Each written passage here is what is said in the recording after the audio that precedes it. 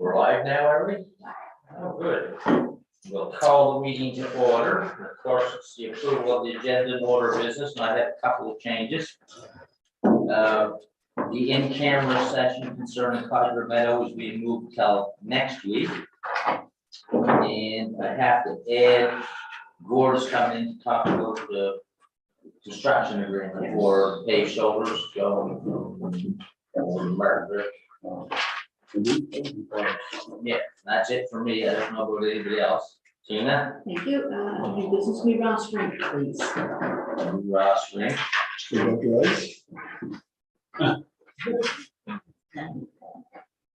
He wants us to keep it there in summer. Anything else? No, this one's fine. Somebody want to approve it as amended? So. Discussion. All those in favor? Opposed? Motion's carried. Public input, I'm unaware of it. There is none. Getting right down to the minutes. Council, March 23rd, errors or omissions. Just one, it's minor, but on page 121, it should be requesting funds from the Pew Trust, not for them. Oh, That's from minor. instead of four, yes, well, that makes a big difference. I don't think they need the money. No, I don't think. Anything else in the minutes? A motion to approve them as amended? So moved. Second. Discussion, all those in favor, opposed, motion's carried. Public hearing minutes.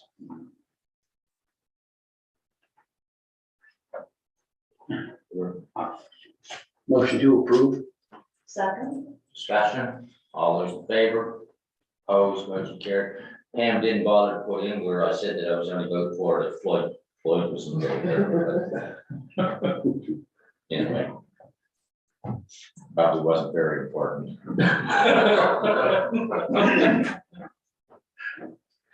No, it was the other Floyd. Floyd.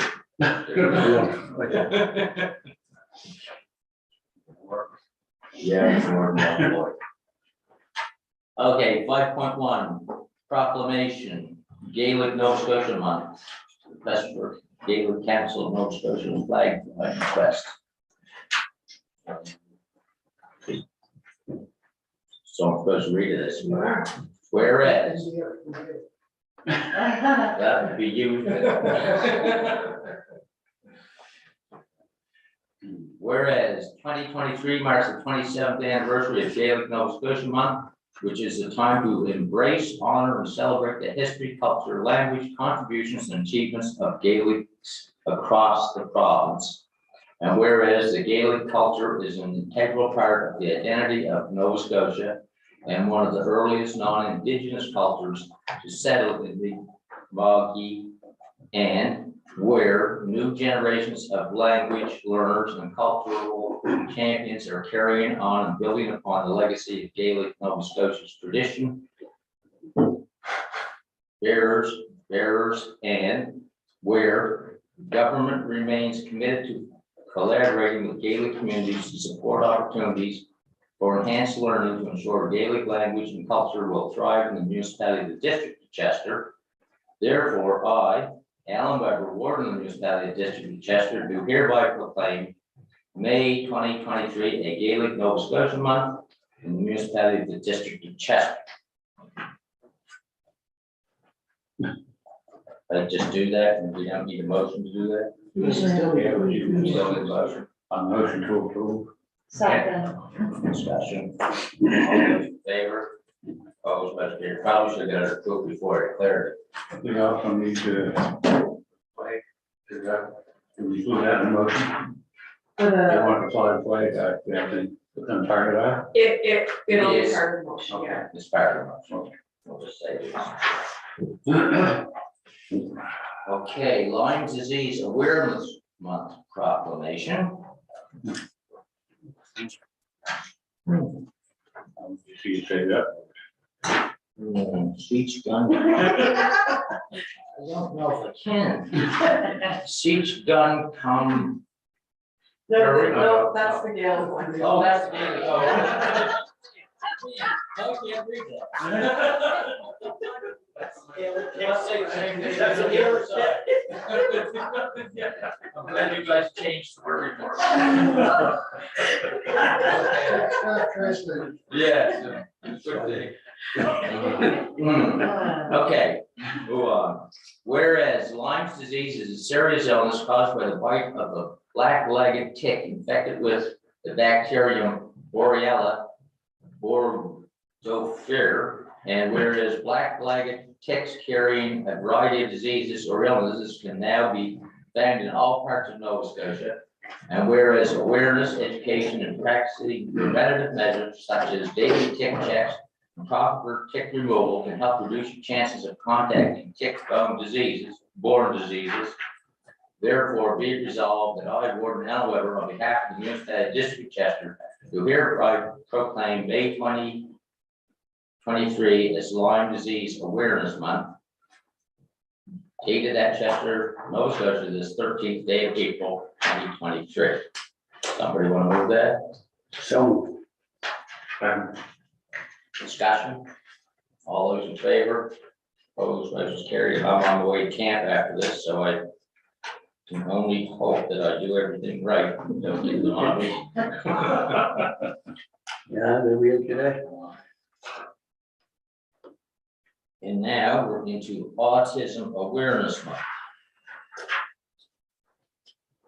Whereas it is estimated that 1 in 66 people across the country are autistic, have autism, and 1 in 32 people, approximately 30,000 individuals in Nova Scotia are autistic, have autism, and whereas many dedicated autistic individuals, people with autism, parents, teachers, researchers, and professionals, including those at Autism Nova Scotia and other community-based organizations, work tirelessly throughout our province to make the communities where we live accessible and inclusive for autistic individuals with autism and their loved ones.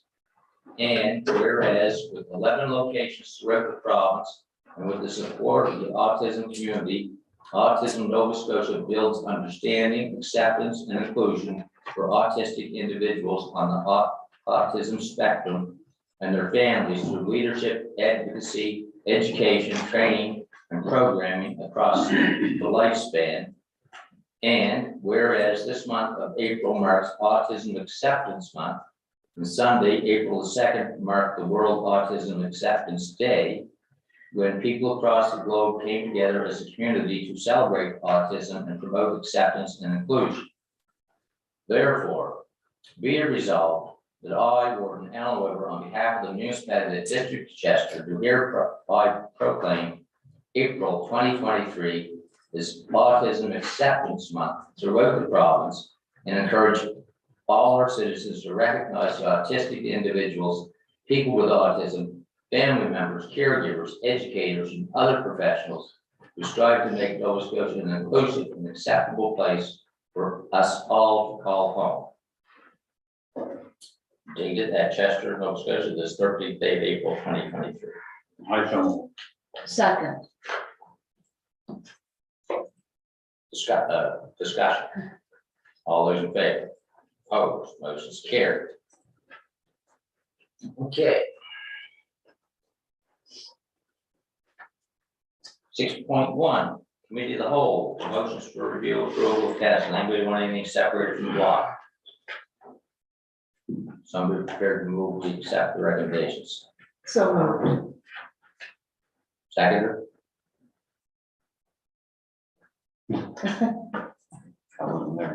Second, discussion. All those in favor? Opposed, motion's carried. Audit Committee. Receive the minutes, is it? Yeah. I guess we're in the action. Somebody prepared to move, we receive the minutes. So, second. Discussion. All those in favor? Opposed, motion's carried.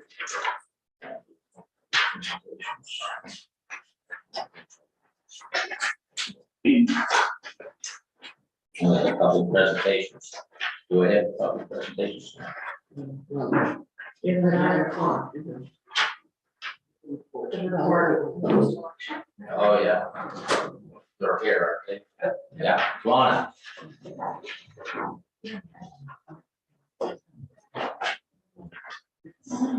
Oh, I got something.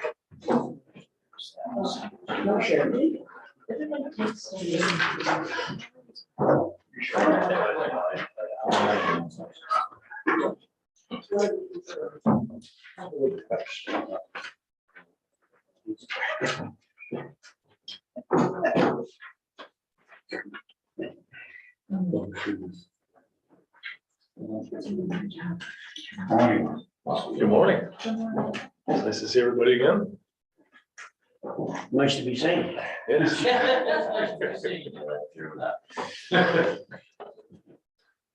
got it.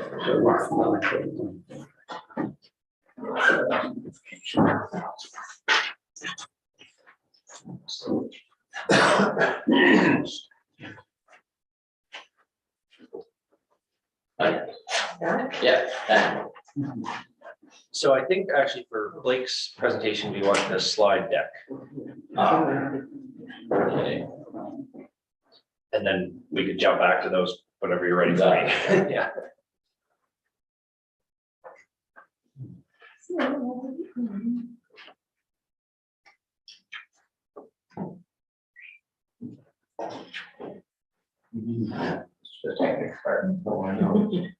Yes. There's a lot of water quality items this morning, so you're all kind of really.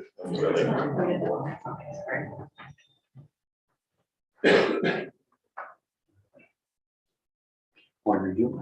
So I guess, council, just, so Blake's gonna go through the findings from the Stanford Lake and Fox Point Lake, and then Oh, yeah. then we can go through my reports on sort of the program budget, the continuations, and a sort of wider ranging discussion on water quality monitoring, just. All right, folks. So the slide deck is very similar to the Sherbrooke Lake one. I hope everyone remembers the parameters. So I'll just go over the parameters, give you a brief overview, and then I'll just highlight any exceedances for each parameter, and I'll parse it out by Fox Point Lake and Sherbrooke Lake, or Stanford Lake. So just a quick overview, Fox Point Lake, as most of you know, this was a 7-year program that wrapped up last year. We just did another sampling event at the same frequency this past summer. So the samples are taken at the lake site, north inlet, south inlet, and the outlet. There's also a secondary south inlet that we monitor after a period of heavy rainfall. So that's again, after 25 millimeters of rain or more, we go out to take an additional sample to see what's being flushed into the lake after heavy rainfall events. We do water samples and in situ readings with our YSI Pro DSS. That's the one that has the probe, the algae and phycocyanin probe that was provided by MLC and MLDL. Sampling is primarily done by dedicated volunteers. So as most of you know, John, he's our main contact on the lake there. And the monthly samples, we do those, and we also do sediment sampling, again, the rainfall sampling. We also do an at-depth sample. So what this is a phosphorus and nitrogen sample taken just below the thermocline, and that's kind of where the water temperature drastically changes. So it's a very distinguished layer looking down to the depth of the lake. Next slide, please. And then this is Stanford Lake. So this was done in response to the development, I believe, that's going somewhere along the North Shore. We just want to get some baseline data of the lake. We found it's a very, very shallow lake, often not exceeding even 2 meters. So we spoke with some local folks around the area to see if we could find where the deepest part of the lake might be, just for sediment sampling and at-depth samples and all that. So we met with Heather McIntosh and Tony Rogers. They were kind enough to let us use their property to access the lake this year. We just used a canoe to go out on the lake. So the samples were taken at the, sorry about that. Taken at the lake site and the outlet. There's only 3 sites for this. We use the same method. We use water samples and in situ readings with the YSI Pro DSS. Our staff carried out the sampling just because we didn't have a very well-established volunteer base, just because of the duration of the project. We do monthly samples, sediment samples, and rainfall dependent samples. Initially, we had looked at doing an at-depth sample, but the depth is not deep enough to get that, distinction between the thermocline and above it. So we forward all that this year. Next slide, please. So here we're going to look at total phosphorus and nitrogen for Fox Point and Stanford Lake. Phosphorus and nitrogen are essential for growth of plant life, algae, that kind of thing. But exceedances can result in algae blooms that get out of control. If you look at blue-green algae blooms, reduce oxygen levels, which can also result in fish kills at extreme low levels of dissolved oxygen, and then changes in plant communities. So higher levels of phosphorus and nitrogen might help to introduce invasive species that the local plant life can't compete with. So the guidelines that we use for total phosphorus is done by the Ontario Ministry of the Environment and Climate Change, known as the MOECC. They have two distinct guidelines, one for lakes, which is 0.02 milligrams per liter. Anything over that, you're going to look at increased algae blooms, that kind of thing. And then 0.03 milligrams for rivers and streams. You tend to get more phosphorus and nitrogen in the streams just because of the flushing and the amount of water that's actually moving through that system. For total nitrogen, we use a guideline set by Dodds and Welch 2000. They use a guideline of 0.09 milligrams per liter. For the exceedances this year for Fox Point Lake, the south inlet, on this graph here, you can see the red dots above that red line. Those are all from the south inlet, and the red line indicates the 0.03 milligrams per liter guideline for phosphorus. So you can see it's quite high above that. That's pretty standard for what we've seen in the last few years in Fox Point Lake. However, that level is actually decreasing. I know it looks a lot higher here, but it's quite lower. It's quite a bit lower than it was in the previous years. The north inlet as well in June and August. And then that southern culvert site that I mentioned that we do after the rainfall event, that was also quite high. It's along the same general area as the south inlet. Looking at the exceedances for Stanford Lake, there's only one in September of 1.72 milligrams per liter for nitrogen. There was no exceedances for phosphorus. So Stanford's looking pretty good for nitrogen and phosphorus, and Fox Point Lake seems to be improving. I'm a little surprised with Stanford's Lake because it's a small, shallow lake and there's a considerable depth, not enormous. But Yeah, you'll see in the coming slides, but I was quite surprised by the quality of the Stanford Lake. It's actually quite good. yeah. Next one. Total suspended solids here. This refers to the amount of suspended particulates such as silt, sediment, and organic matter that's in the water. High levels of TSS can lead to reduced water clarity, reduced light penetration, which makes it harder for plant life to grow at depths, and then increased sedimentation, which too much of it can embed the plant life and other micro invertebrates that might be at the bottom of the lake that fish like to feed on. So for the guidelines for this, we use the Canadian Council of the Ministers of the Environment. I'm going to refer to them as CCME from now on. They're going to come up a few times. And they use a guideline of a 10 milligram per liter increase average in bodies of water that have less than 100 milligrams per milliliter average. So this is a little more complicated. It's not just a point you have to hit. It's actually something you have to look at year after year. And for the purposes of Stanford Lake, we don't have those averages yet, so it's hard to make that distinction between what levels are good and what levels are bad at this point. They're very low. They're very comparable to what we see at Fox Point Lake and Sherbrooke Lake. There's nothing there that's concerning, but that's not something we can completely look at until we have a longer running data set. For Fox Point Lake, again, no exceedances there. We have a longer running database there, and we didn't see that increase this year. Next slide, please. Moving on to E. coli, this is a type of bacteria commonly found in the intestines of warm-blooded animals. High levels can lead to human health risks as well as aquatic life impacts. So the guidelines we use for this are by Health Canada. They have a recreational guideline for lakes, ponds, and all that. They use the unit we use is CFU, which means colony forming units. For exceedances this year, there weren't any, luckily for Fox Point Lake or Stanford Lake. The Health Canada uses two main guidelines. The first is the primary guideline, where we start to see a few impacts, but it's not until you reach the secondary guideline where you start to see some serious impacts. Primary guideline is less than 400 colony forming units per 100 milliliters, and the secondary is 10,000 colony forming units per 100 milliliters. You'll notice here the highest reading that we got was about 160, and this is on the that's on Fox Point Lake. Stanford Lake had much lower levels of this as well. Gee, that's good. It's very good. Oh, it's good. Yeah. I'm surprised. Yeah. Yep. Next slide, please. So here we're going to talk about water temperature, which can have a significant impact on aquatic life through the effects of growth, metabolism, behavior, and reproduction. And this, again, to mention, these readings are taken at the surface, so they're not indicative of what the total column of water looks like. It's just the surface level that we take with the Y side.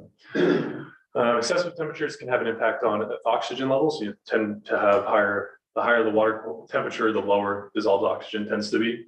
Can affect the growth and development of aquatic species through metabolism impacts, habitat degradation. Again, fish tend to avoid areas of higher water temperatures, and migration. So fish tend to avoid, again, areas of higher water temperatures. So if parts of their migration path have higher water temperatures, they're going to tend to avoid that and seek new paths. But the guideline we use for this is through the Nova Scotia Salmon Association, also called the NSSA.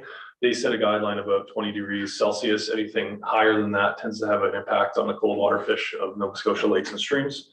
The exceedances this year we saw at Fox Point Lake. The lake and outlet sites had exceedances in June and August, and in the North Inlet in August.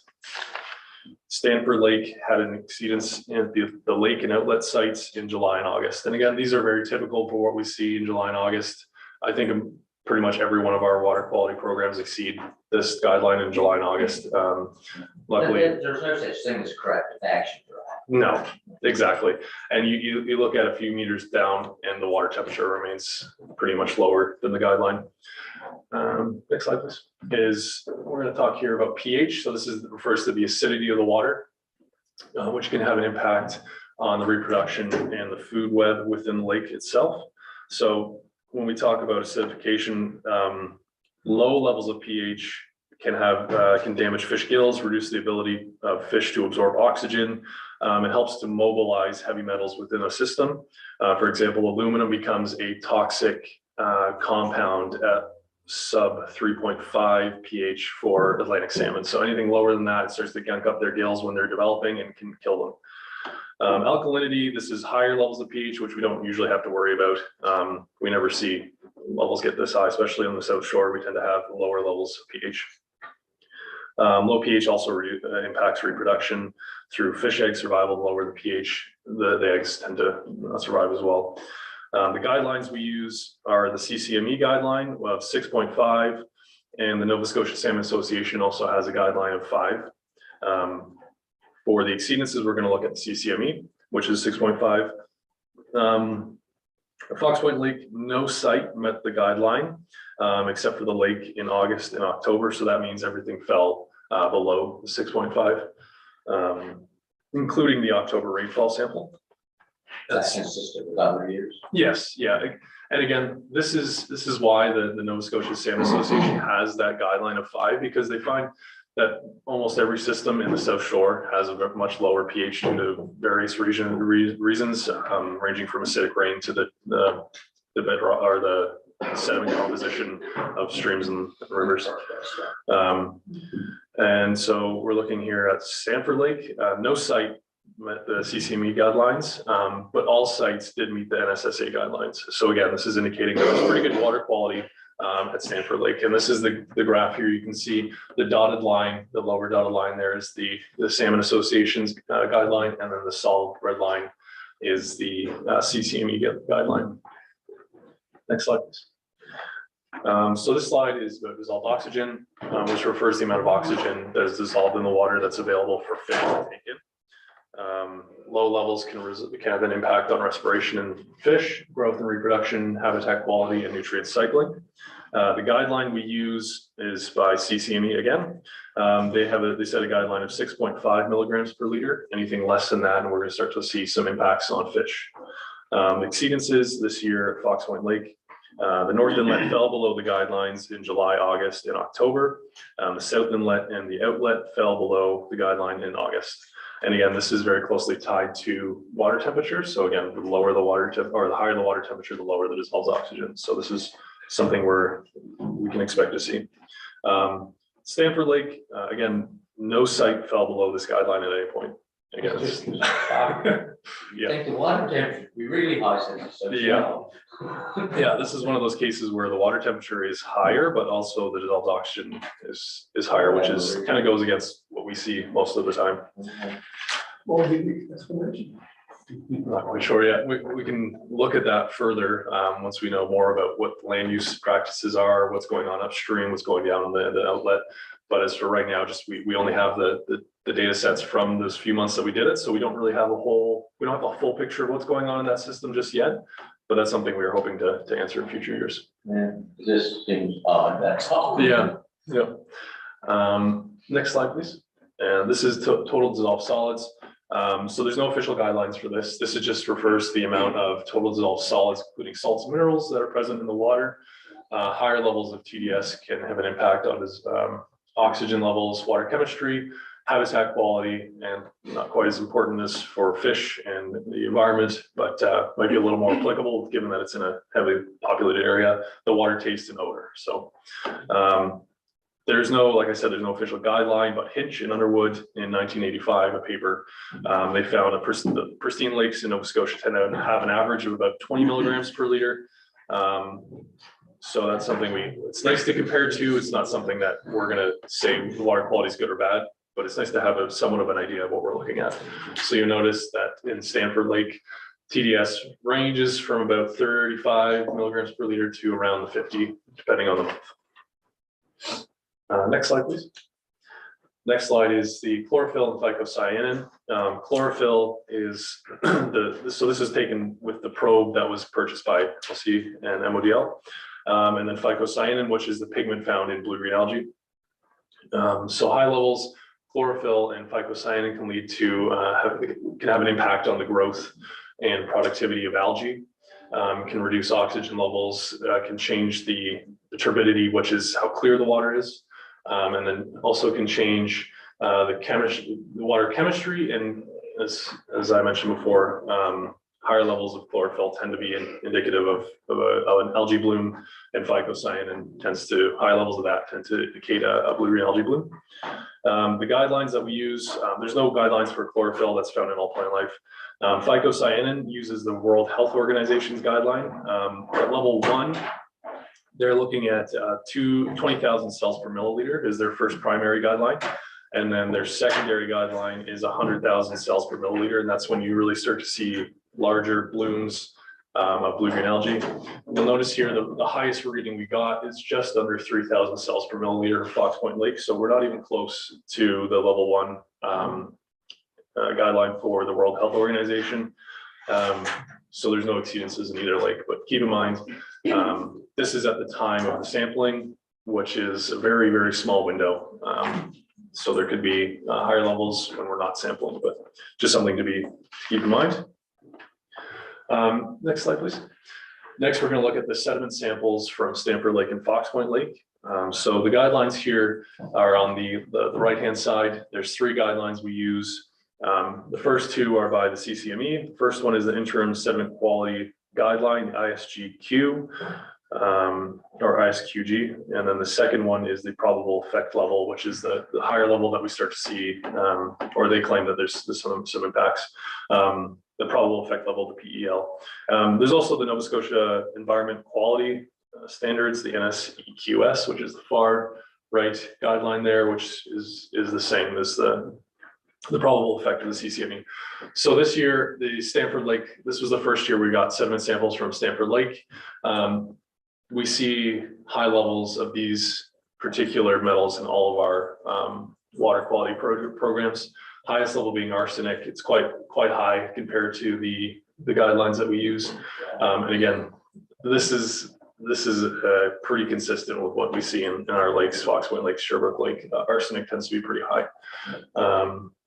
There's no impacts for it right now. The only time that we would consider this to be an issue is if we're seeing high levels of the sediment being kicked up into the water column through development. But I'm not seeing any of that on the lake at the moment, so nothing to worry about there. Next slide, please.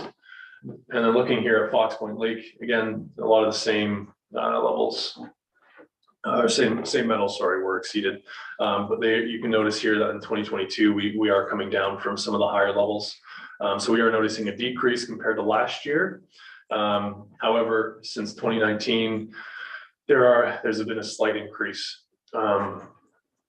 which could be from the sampling location that we're taking. We're not taking it at the exact same spot. We're going to the same site, mind you, but if we drift a little bit this way during our sampling or a little bit that way, it could be different. So there's no changes there that would make me concerned.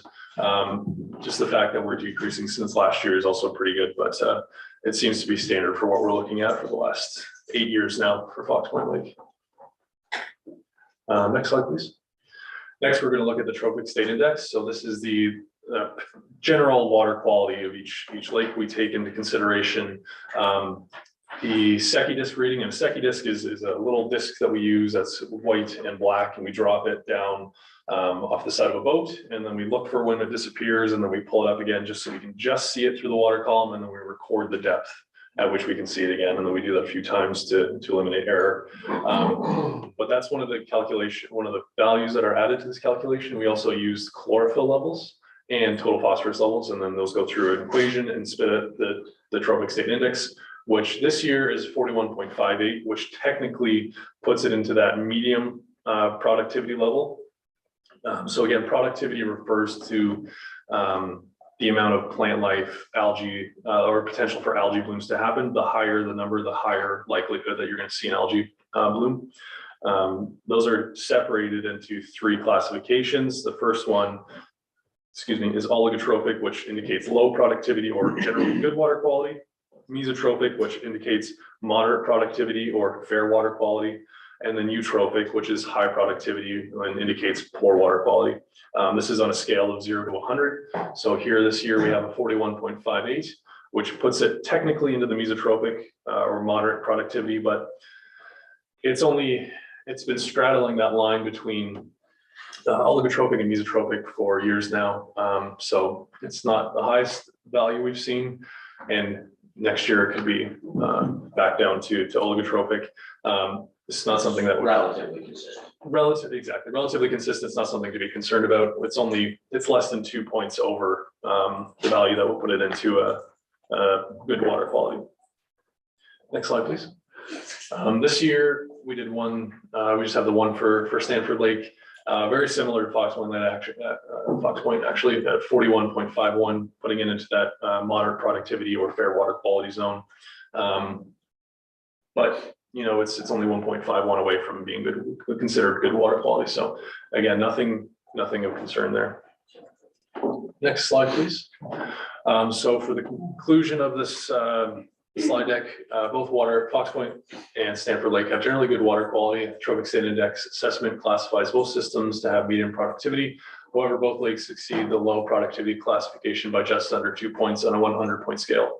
Sediment quality also appears to be improving since last year in Fox Point Lake. Stanford Lake appears to have very high levels of arsenic in the lake sediment. Coastal Action is recommending that both projects be continued this coming summer at the same capacity as they were in 2022. And that's all for me. Okay, so we've been doing Fox Point for how many years? 7? This will be the last one we did was 8. Yes. I just wondered why we're not moving from doing it every year to every 5 years or something. Right. So the problem with increasing the time between sampling is that baseline data becomes a little more, you can't use it as the same capacity, because if something happens in a year you don't sample, and then the next year you see a huge spike in some other parameter that we don't normally see, it'd be easy point towards that event and say that, you know, this caused it. But if we don't have that data from that year that the event might have occurred, we can't say for sure what's causing what parameter to increase. So by having a consistent data set, it provides a much higher quality baseline for the lake. I get that in a perfect world, Yes, but knowing how many lakes we have, yes, you know, I get getting the baseline so that we can understand what it is. And then if there's a development and you do it again, and it's an obvious impact, and but I just don't see how we can test every lake in the municipality of Chester every year for the rest of our lives. Yeah. I guess. Yeah, I guess my question is, how many, so all of these, all of the data that you gave us, actually, what can we do for corrective action? Algae blooms, we can't do anything about, probably arsenic, water temperature. And I mean, I see the value of knowing the problem, but I guess what I'm asking is, what can we do to fix it? yeah. So specifically on Fox Point Lake, yeah, the main problem area with Fox Point Lake is the southern inlet, which is inputting a high level of phosphorus into the lake. With the data that we have, although it's showing a decrease in levels that are there year after year, there is still corrective actions that can be taken around that site. We can be further investigating where the sources of phosphorus are coming from. And then we can help to, whatever the sources may be, we can help to eliminate them. Yeah. Andre. Yeah, I think that, I mean, when we went down the road with Fox Point Lake, because there was a clear development, like an obvious development that had environmental issues, and we wanted to characterize the lake, and this was important to the residents of the area. Since then, you know, we've had other groups from other areas come along, and that's the reason why we characterized Sherbrooke Lake. And now we're not going to look at Stanford Lake because there was a proposed development there. But I think that the nature of the developments that are being proposed are long enough in duration that we could stretch out. I believe we could stretch out the duration. Like, I'm not at all surprised, for example, at your findings in Stanford Lake that there's high arsenic, because I know the bedrock in that area to contain high levels of arsenic. Wells have fire. Yes, so it's only natural that we would see that, and I don't expect that will change no matter how many times we sample it. The proposed development will take many years to complete when construction starts. If we were to sample that lake every 5 years, I think we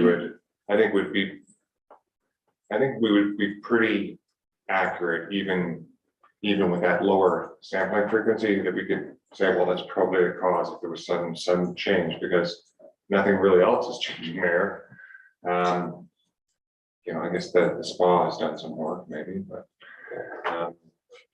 you know, I think as Alan rightly said, you know, there's some other important lakes that we're hopefully going to discuss.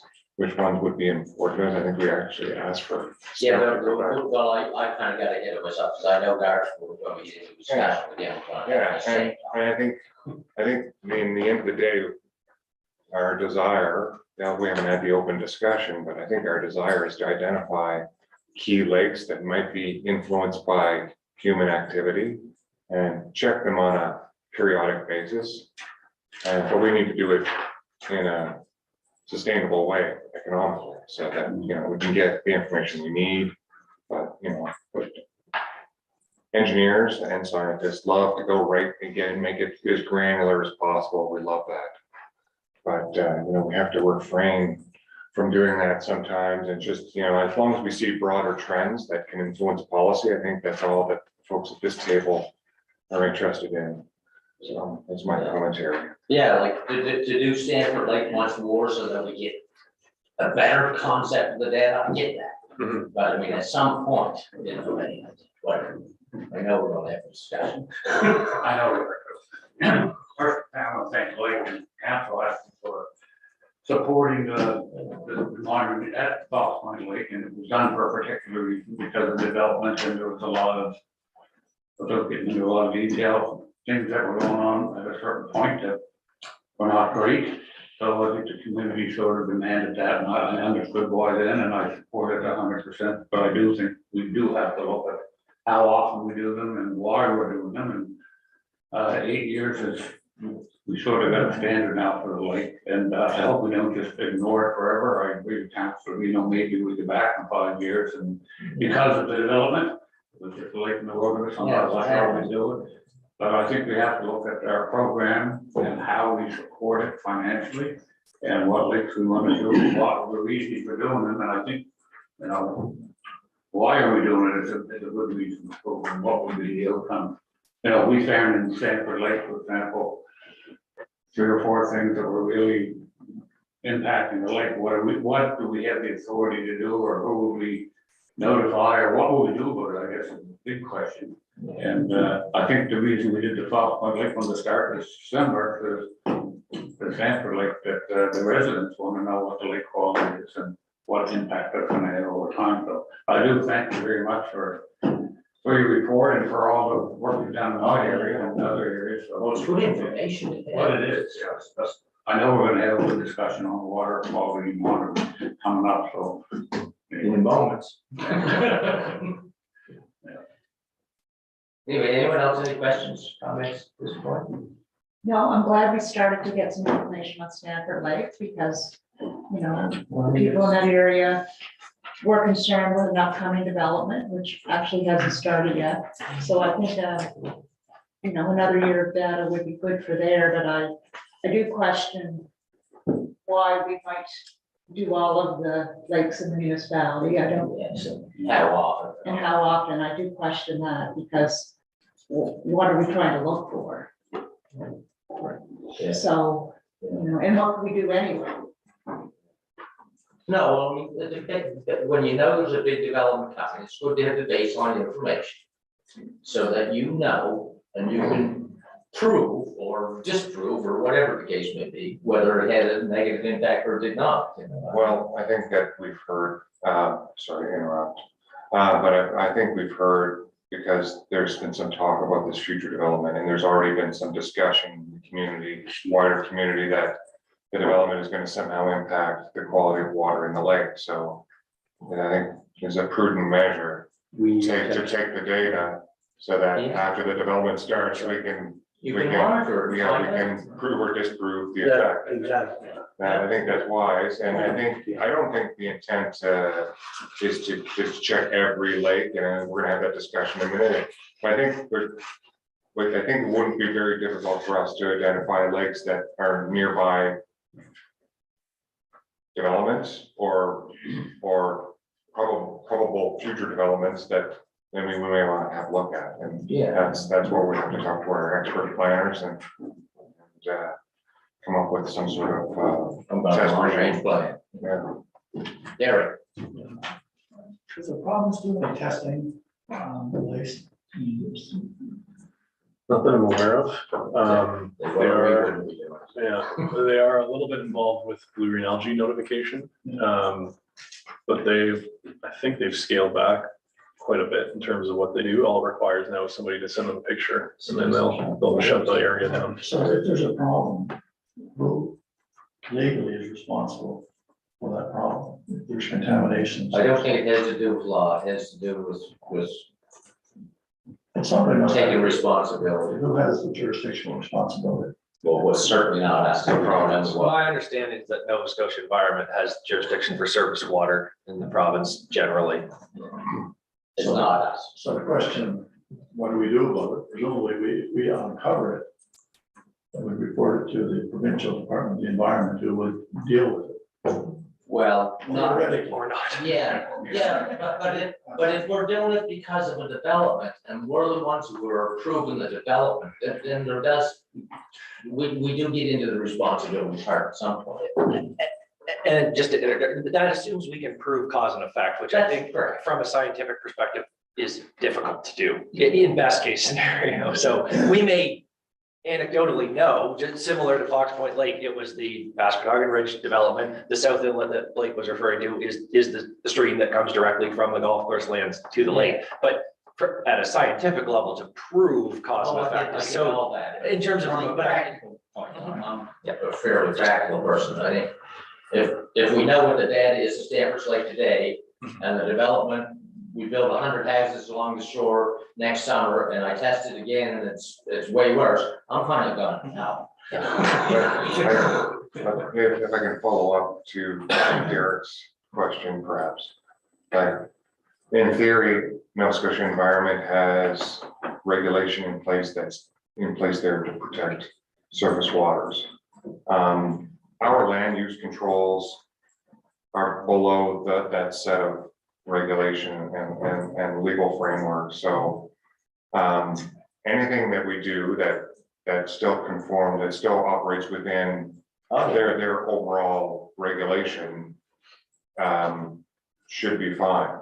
So I don't think you can point to, like, for example, if a development that's approved by us, then you know, they do undertake work and there's sedimentation of a lake or something like that.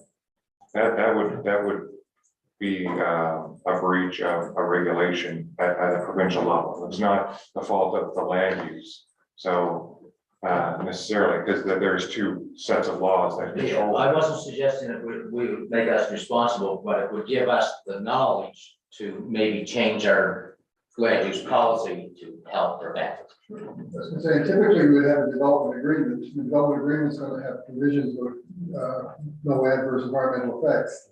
So if there were obvious adverse environmental effects in that lake, it would give us information to go to the developer and say, Do something to fix it. this is the situation before you start. This is what you now, yeah. You know, I don't know if we necessarily have to prove it, but we can say there's an adverse environmental effect. Gives us a tool. It's a tool that we can present to the developer and the developer. Anyway. Okay, thank you very much. But we're moving right on there to you, I think, aren't we? okay, sure. So I have essentially 3 requests for decisions and then some slides. So I think the best way to go through these will be to quickly touch through the 3 requests for decisions, but not actually make a decision until we go through it all, if that sounds okay. Yeah. So we can go back to the first report, Emily. So the first report is for Fox Point Lake. So I won't really get into any of the stuff that Blake just touched on, because he did. That's why we have him here to do a much better job of explaining that side of things. So the committee, as we do every year, the committee met to review the findings, and Blake joined us there and had a similar discussion with that group. The committee did provide a recommendation to council to, as we have done in previous years, to share the report with Nova Scotia Environment, post it to our municipal website, and also to continue the program for the 2023 season. So that's the recommendation from the committee. Some of the discussion that happened at the committee, I thought might just be of interest here, based on some of the questions we just had, was around potential remediation work for Fox Point Lake. And Coastal Action had put together some sort of a preliminary idea of what that might look like. And essentially it was work in the South Inlet, which is again the area that's been showing the sort of the most significant results in terms of particularly sedimentation and metals. And so there's something called a sand wand, which is almost like a vacuum that you can physically move down the stream and it'll suck up fine sediment. And so that is something that could be considered for remediation action. There wasn't a budget or a specific scope of work there. It was more of a concept. So the committee discussed that. It was felt that it likely would be quite costly, because it's just in terms of the people time to actually do it. It would likely take a few months to do the whole stream. Yeah. And there were some questions raised as well around the potential for that to actually stir up other kinds of settlement and potentially, so it would improve some factors, but it potentially, so the committee, after that discussion, they said for this year, they would want, further information on those potential negative effects. We would need to get, we don't even have the right to do that, though. And we would need permission, and that would be part of the program, and that was included, that coastal action would, you know, obtain those permits and that kind of thing, but, basically following that discussion, the committee decided, at least for this year, that they didn't want to try that route, so they continue with the monitoring program. So that is, Fox Point Lake, and we do have a budget number, which we can return to when we're ready for the decisions there. Quickly to touch on Stanford Lake, there's no committee in place there, so there's no recommendation from the committee, I should say. So essentially, Blake gave you the information on the findings, and again, if the norm would be to share that report with Nova Scotia Environment, post it to our website, and then if council desires to continue that program for the 2023 season, and we have a budget amount there as well. So that's real quick. Yeah. The next one that I wanted to talk about was, this originated last spring when we were going through similar discussions. And there was we ended up asking Coastal Action to provide us with a proposal for, we kind of dubbed a municipal-wide monitoring program. What might that look like at a reasonable cost, as was mentioned here? You know, we don't think it's feasible to test every lake at, you know, anything close to this. So they submitted a program to us, and we have that here. Essentially, it would look at five lakes that Coastal Action is proposing, and they are at the bottom, I'll say the bottom of significant watersheds in the municipality. And so the thinking there is that they would be almost like indicator lakes. And if there was concerning findings in any of those lakes, You would know there was another part. potentially, and also if council wished to, you could authorize testing to go upstream and try to determine where in the system the inputs are coming in from. So there were five lakes proposed, and there's a map, there we go, that shows the five. So they're distributed quite evenly across the municipality. Obviously, you know, we don't have lakes everywhere, but yeah, Lake Ramsey, Lake Lawson in the New Ross area, Henniger Lake, Little Whitford, and then Holohan on the Aspetuggin Peninsula. A particular note, I would say Little Whitford was selected in part because there's little development in that area, but also there's a past gold mine on that system, and so that would potentially it would give us either a bit of a control, but also, you know, potentially show whether there's any concerns from the remnants of that. And Holohan Lake, similarly, low development in that area, and so that really would potentially serve as a control against some of the other lakes that have more more development on them. Similar to some of the programs that we're currently working with, the program would test for E. coli, total nitrogen, and total phosphorus. And again, those phosphorus and nitrogen are the leading indicators for algal blooms. There are a number of budget options that came with that, and basically they are to do either a 4, 5, or 6 month program, testing program. And so obviously more testing each year will give more accurate, better data, but comes obviously at a higher cost. Yeah. And so that's the 5 lake program. I think from my review of it, it met the objectives and the intent that council was looking for. But there may be, discussion as to whether that, and there was no consensus when we had that discussion last May, whether it would be a replacement or whether it would, so what we're left with now is our existing programs, this 5 lake program. And then Emily, if we could just go down to the slides and there, just beyond that. What I've tried to do is kind of put it all together into a few slides to help us sort of figure out where we want to go. Yeah, just about there. Sorry. No, that's okay. There, perfect.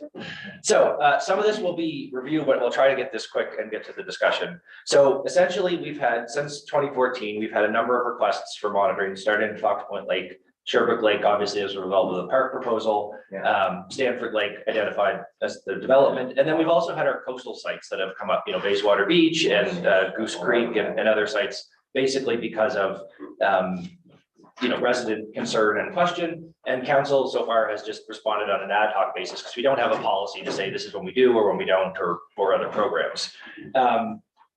Each of the programs that we've initiated has slightly different goals, but the common element has been mentioned here is to get that baseline data and try to tell what changes are happening, and then ideally tell what the sources of those changes might be.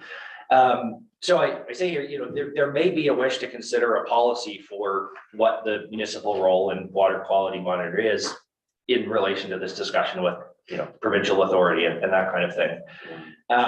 And again, a lot of these, you guys you were ahead of me here, because a lot of the things that I've got here, recent discussions pose the question, what's the purpose of the monitoring? What will we do if concerns were found? And that could be passing information to a different authority, or that could be like the sand one, do we want to actually get into remediating water courses? And that of course comes with, there's jurisdiction issues, but there's also cost concerns here, as we've been talking about. So as I mentioned, that's good there. Yeah, surface water generally falls under the scope and jurisdiction of Nova Scotia Environment. If you want to get a lake dedicated as a water source, it's all through Nova Scotia Environment. And again, as was raised here previously, our approval of a land use development doesn't negate any provincial rules that are in place. In the case of Aspatagan, they ran into some wetland issues and they were fined from Nova Scotia Environment, even though, they essentially met our development rules. So there is that jurisdiction question. I haven't dug into this, but just from the department's website, it says that Nova Scotia Environment does provide support to Kings County HRM and the Clean Annapolis River Project to conduct monitoring activities. I'm not sure what that support is, whether it's financial or whether it's just collaborative. Also in the case of potentially, and also in the case of HRM, I thought it was potentially relevant to mention too that my understanding as to why HRM does, they have a pretty robust program, but it's beaches and swimming sites, and that's not something we haven't taught the public for a variety. Right, and that might be, again, if we wanted to consider a policy, something where maybe that would be the kind of things we would look at, that if we were going to provide public access points, maybe if we do want to do testing, those would be the areas we would want to focus on for obvious reasons. Makes sense in ways. And finally, on that jurisdiction, basically, there's no obligation for municipal governments to conduct water quality monitoring, except if we had a public water system, obviously, in relation to that. So next, acting on findings. So if we were to discover something, what action would we take? Would it be education, notification, restoration, remediation work? That could go as far as expropriation of land if there was a sensitive area that needed protection. So that's a question to council to think about in terms of our intent and our willingness. And again, our existing programs are solely monitoring. So decisions on any further action would be coming back to council for next steps. Next slide. So I won't go through this because I just touched on this. So this was the coastal action proposal for the 5 lake program. Again, it was intended to be sort of indicator lakes with the potential to authorize further study to investigate potential issues. And if we do want to proceed with that, we would need a decision from council separate from the other monitoring programs. Yeah.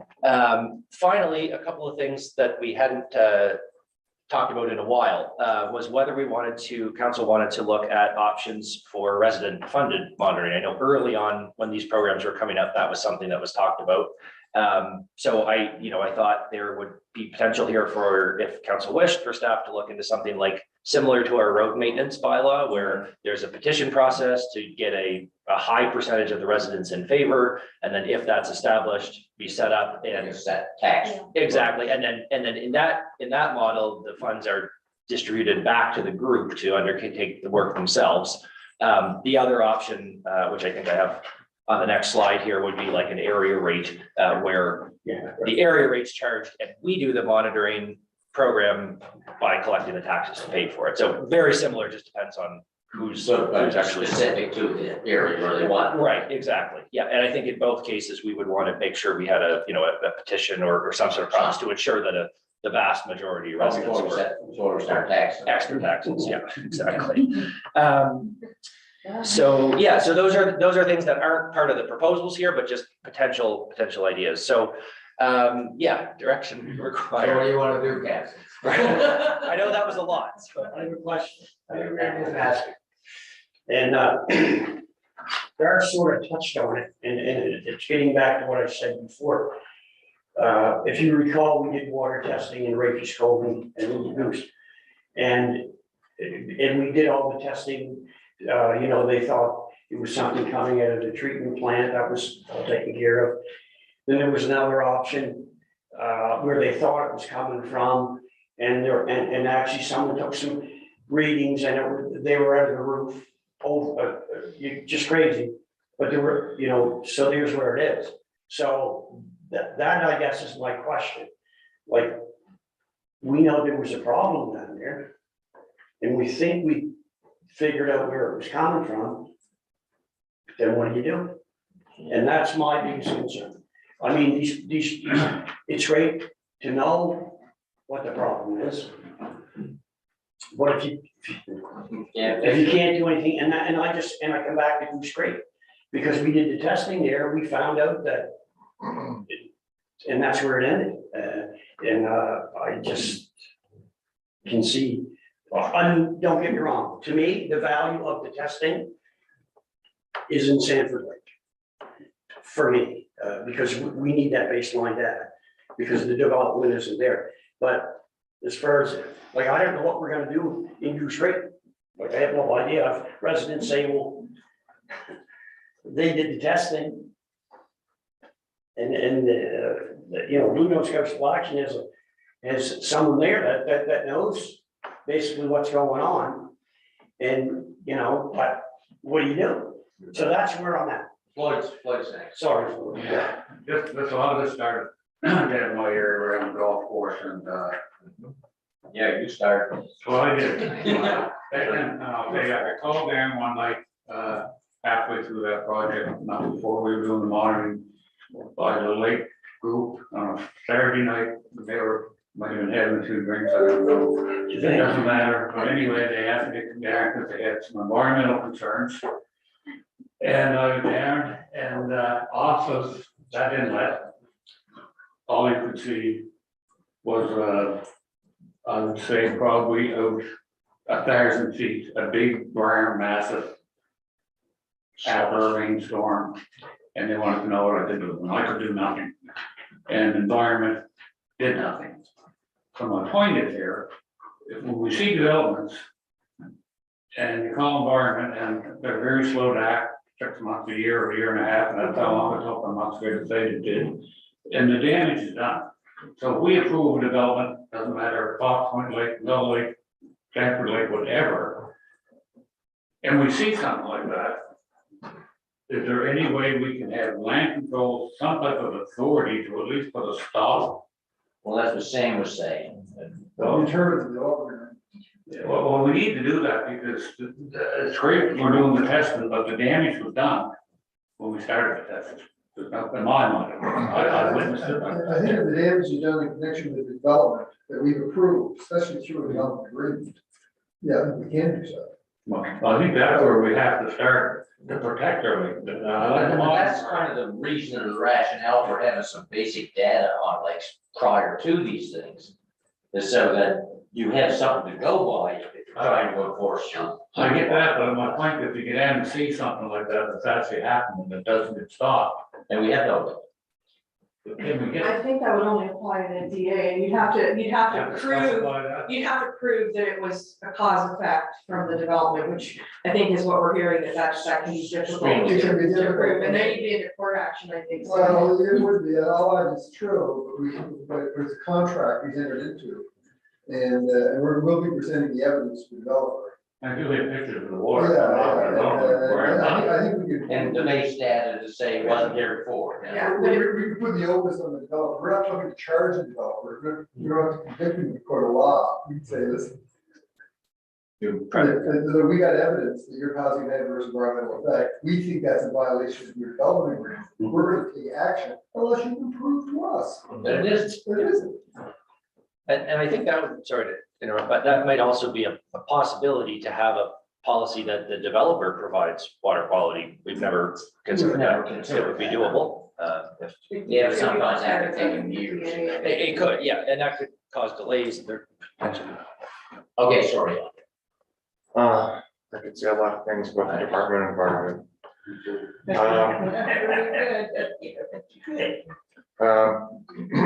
But we're sort of talking about two things, I think. One is dealing with like a complaint-driven issue. So somebody is doing some sort of, in theory, lawful activity, but they hire whatever contractors or whatever, and they do something unlawful.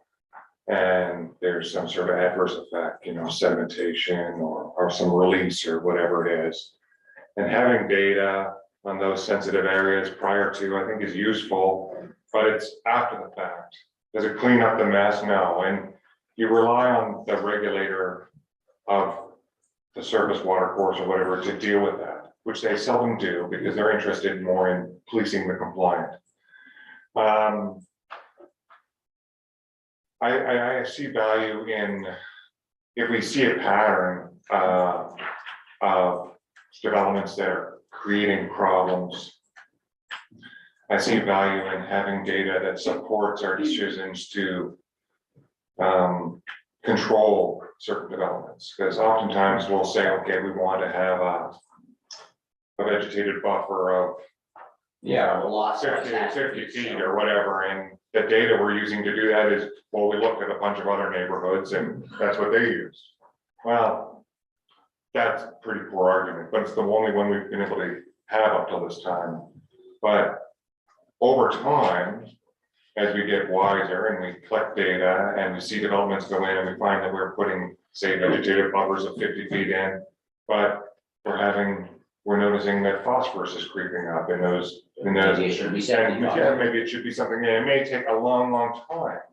We may not be around, but if we undertook this, maybe in 20 years, we'd be able to create better, better policy with some information. Yeah. We can't look to Nova Scotia Environment to help us with this. They're useless. So the only way we can do this is by slowly and methodically coming up with our own data set. And I think there are other municipalities that also are doing this. I think Kings is doing something like this. And if we had data, maybe we could start sharing data, as we could be together, we could try to come up with better policies for development. I think, to me, that's the value in this, because what triggered the Stanford Lake testing, as we said earlier, is because there's a proposed development. There's already a bit of concern. Well, what is this going to mean to our lake? We're not sure. Now, we may enter into a DA that allows something, and we might get it wrong, and there might be a change, and maybe that won't help us for whatever that development is there, but we can use that data set then for the next one, and that's where the value is I see in this. Yeah, me too. Yeah, Derek. Thanks, Garth. Appreciate the report. I had just two questions. One relating to the jurisdictional piece, and there is no obligation, as you said, to conduct water quality monitoring. But we have something we can do under land use bylaw, presumably that's pointed out. I don't know how we incorporate, other than development agreement, is there anything in our land use bylaw? Well, our setback requirements and things like the lakefront, waterfront zones, those sorts of things. I just Lot sizes, whatever. don't know if that would prevent, the setbacks there, because lot sizes. Anyway, there's something we could do under land use bylaw, other than development agreement, presumably. To protect water quality, yes, yeah. Do we have some of those things in our bylaws now? Well, we do, so there's setbacks around water courses, and wetlands, and there's the, lakefront overlay, which is a similar setback around lakes. And then there's the new lakeside zone that Besides, we've applied to those share. sorts of things we could do more Yeah. of. And there certainly is more, I mean, we can always strengthen the land use bylaw to require, vegetated buffers or other features for, yeah, we can always, I'd say, increase those types. Yeah, It's just something that I want to think about a little bit. Funding, is the other issue, concern, or have we budgeted, if we're talking now at least three expenditures from the three proposals. Is that budgeted money, or is that I something? think the Stanford Lake and that Sox Point were budgeted. I don't think we budgeted for the new. Yeah, it was put in there as a placeholder. Okay, It's not an official. okay, but there's a placeholder, so it is in the budget. Because Oh, sorry. looking at the residents sort of contributed, I can see it's problematic. In some instances, like the 5 new proposals, I mean, that's gotta be our expense, it's not gonna go to the residents for that. Half of those lakes with nobody even on. That's right. Yeah. So, the resident funded monitoring is something I haven't thought about, and I don't wanna do something to approve that, or something to discuss. Anyway, the budget was the main question, and so we have budgeted if we wanna go that route. Tina, Thank you. So certainly I've enjoyed the discussion and I've learned today, and that's always a good thing when I come in here. Usually it's every week, so thank you. But I appreciate you coming back with the expanded water quality monitoring program, which is the subject of the request for decision.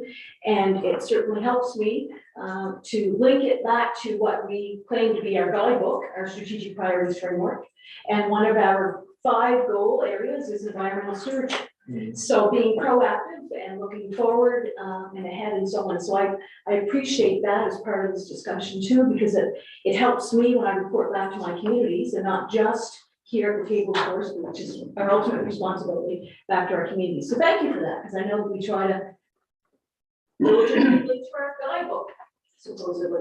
That's 1. And 2 would be environment. I've asked 2 times, and maybe more than 2, to see if we could have a representative of environment come in and speak to us and answer questions if we have questions. I think it started with the building code and unsightly premises discussion. That's a subcommittee, of course, of council, not everybody's there, but there were some things that I was in the dark on in terms of, well, when do they get involved and how do they get involved and why don't they get involved? And then you brought up perfectly fine statement on one of the slides, on the jurisdictional slide that you just had there around the fact that the department does provide support. If I'm remembering what it says on the slide, I don't have it in front of me. The department does provide support too. Whatever ministry it is. Kings County, HRM.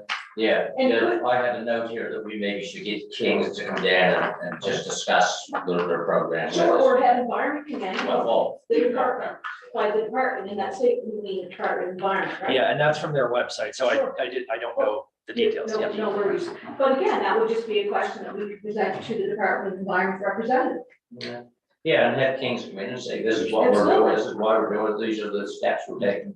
And whoever mentioned sharing information, I think is that you or somebody? Well, we can share our information with the Department of Environment and say, here's where it That's is. pointless. This is what we've done. But, Well, we can't make it do There's it. got a Kings would be useful. Yeah, thinking more of the municipalities.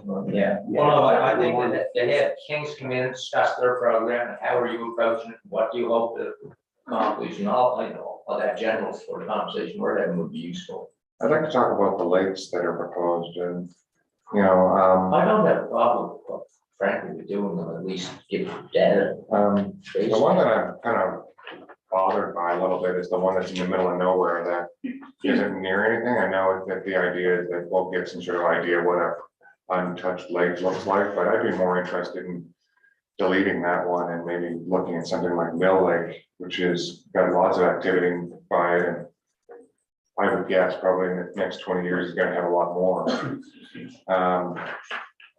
And there's also that new lake down, New Lake, new development down Hubbard's Way, where we're thinking of that new zone around the lake. Well, that's, yeah, we only have, Small area. That's not Mill Lake, that's next to it. yeah, next to it, and the part that is within our jurisdiction is really tiny. You kind of, It's tiny, and I don't think she hardly, I don't know if we even get authority to stop our go into the lake, because it's all nature event. yeah, mostly it's an HRM lake, Too small. but the Mill Lake is just around the corner. No. To me, I would suggest that would be more useful. Yeah, and just come, I think the lakes were chosen because of the watershed. If you look at that, Yeah, the no, which spinders. one's running into what? So that, Correct. I think is, are you referring to Hennifer Lake? I'm referring, No, Little Little Whitford, I think, Little Little Whitford, Whitford? yeah, the one that's in, which it's in a wilderness area, so it's like, Nowhere. it's unlikely that it would nobody be cares. developed. Well, that lake. No, but I just use the signs, I assumed you guys knew that these are lakes that capture water from a variety of other sources.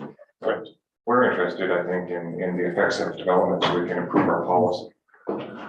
That's what's driving us, so showing a lake that's not doing anything is not gonna help us towards that end.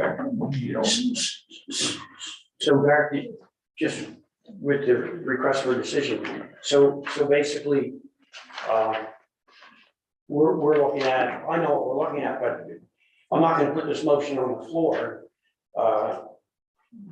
And I wasn't told when we spoke about taking some of the lakes off, so would that be a separate motion as well? Yeah, so I think essentially what we'd be looking for here is, I think that probably the easy motion would be to share the Fox Point Lake and Stanford Lake reports with Nova Scotia Environment. That's something we've done That's easy. since the program inception. Megan, you know, Second. discussion? I'll have a discussion on that.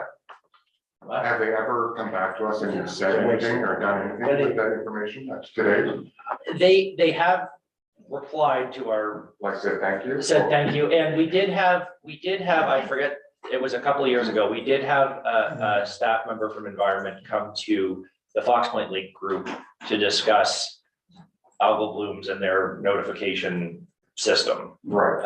That, as far as I That recall, stuff is on the website. yes, yeah, but in terms of specific feedback on the reports, not to my knowledge, no, Yeah. no. That's what I thought. Yeah. Okay, we'll continue on with that. Further on the further discussion, all those in favor? Opposed, motion carried. So here's the motion that I would like to make. That we continue the Sanford Lake testing. And that we do Fox Point testing in 2000, which is a 5 year, in 5 years, 2028.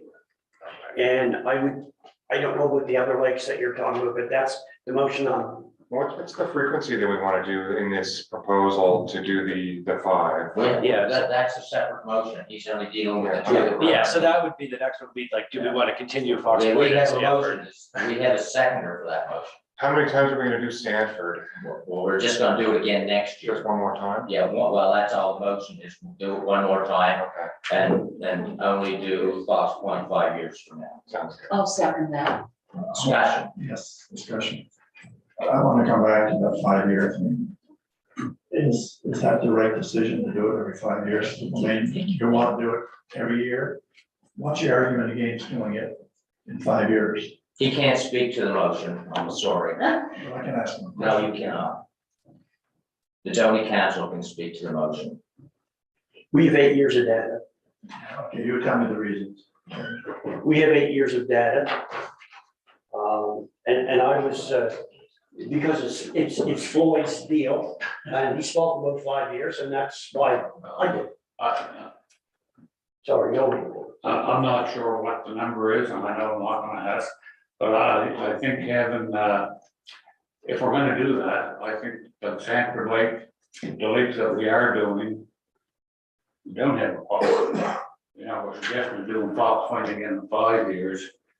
But I think that's useless unless we're gonna have a policy that suggests that once we get a baseline, that we're gonna do a check on our lakes every 3, 4, 5, whatever. And I think before we make that motion, I think we should get some, expertise. Really, we can't do that.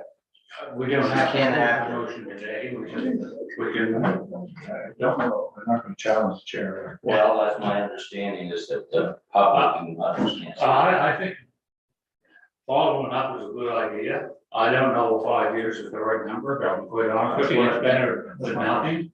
Maybe we could do that for now, and, I wouldn't disagree with it.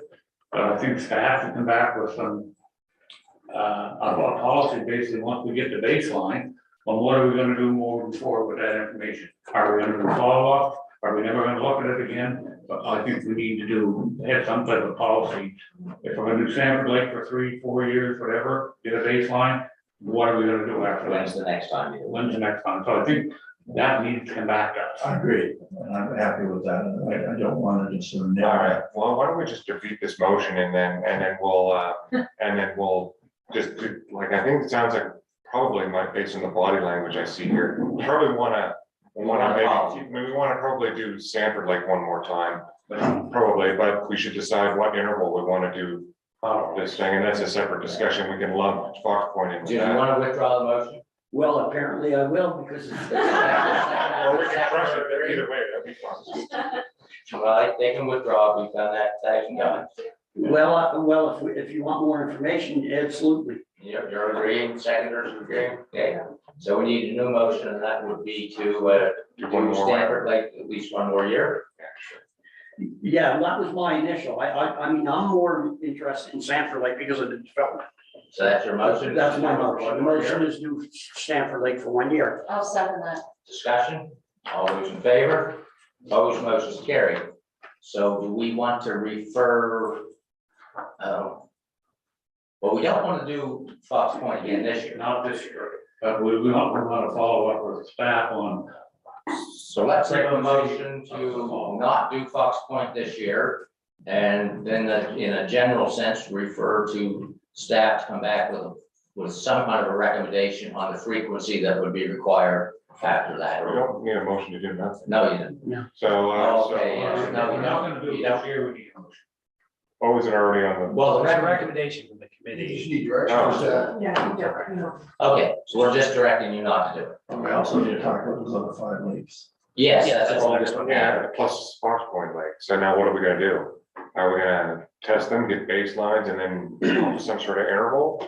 That we wanna check? We don't wanna do it every year. Here's my understanding. We're not doing Fox Point this year. We're just not. We have that baseline. Yeah, we have the baseline. What we want staff to do, and we don't need a motion for it, is to come back with some sort of recommendation on the frequency that would make some sense for monitoring those. And lakes as well, because Andre added a lake that wasn't on their list, right? And then we can Well, I argue tried about to that. delete the gold one. That'll be the next one. Yeah, the next discussion here. Yeah. Okay. Okay, so the next motion we need, or decision we need of some description, is whether to do a monitoring program For the, for those 5 lakes, those 5 lakes. and I think we could, if council Chose was to happy take with it, one but out. wanted to switch a lake, we could do that. Yeah, and I don't have any issues with that. You know better in that area, so you wanted to switch. No, Well, They'll I like still to- wanna get reported. no, like, Little okay. bit for- So that'll be the recommendation. Thanks, Lloyd. I just asked a question, with these 5 lakes we're picking. So I guess what's our intent here? We're gonna do this for 1, 2, 3 Well, years, that's what we need to decide. get a baseline and then. We're gonna get the base for this year, and then we're gonna worry about whether we continue it next year. These motions are all for either 6-month testing, 5-month, 4-month. We don't have a motion on the floor right now. No. So why did I ask Blake the question? There's no motion on the floor. That's correct, and you can. Like, to get a proper baseline on Monitor Lake, would it take 1, 2, 3, 4 years? What would you, I mean, you may take 10, but what would be reasonable in your mind? Obviously, the longer And that, period, the better. Let's say at least 3. at least one doesn't give you much of it. Yeah. That's what I thought. And I'm like, So a 3-year program. if we're still having discussions, and I'm just getting back to what I said before. We have no jurisdiction to do anything even if we find a problem. And The only thing, sorry. That's okay. The only thing we can really do is just inform our land use policies. So, you know, so like if we find that we're phosphorusing up the lakes or something like that, you can Yeah. try to get. And a lot of these, pull it back. the quality of the water in the lake will give you knowledge about the quality of the groundwater probably. I heard that the Henniker Lake essentially flows down into Gold River, which, you know, like, so it's, so are these lakes the ones you identified in the whole municipality? yes, Or that's they're- what we're talking about. The whole municipality? Okay. No, we're not talking about Sherbrooke, we're talking about these 5 new lakes. We're gonna have to get back to Sherbrooke at some point. At some See, point, that's it's what I'm not saying, on I the don't need to do today. it anymore. It's not on the agenda today. We'll put it that way. No, this- So do we want to do it for 5 months, 4 months, or 6 months? In each year of the next 3 years? That's what I'm trying to get to. What's the Well, cost? And that is, there's 2 different costs there. Yeah. 31,000. Whether you do the testing for a 6-month period, a 5-month period, or a 4-month period. 21,000 before, I can't remember. It's 21,000 for 4 months and it's 31,000 for 6 months. 4 months. Well, if we do 4 months for 3 years, then we should have some reasonably good data, what do you think? Let's make that a motion. Better than none. So, second, What lakes are we talking about? we'll move the one that you want. yeah, we're gonna Little Whitford for Mill Lake. That's a 3-year commitment. Yeah, for a 4-month period each year. So Second. I have a seconder now, Second. discussion, all those in favor, opposed, motion is carried. So that is the end of your report, as I understand it. Yeah, unless there was any additional direction on policy or those additional. The direction is to come back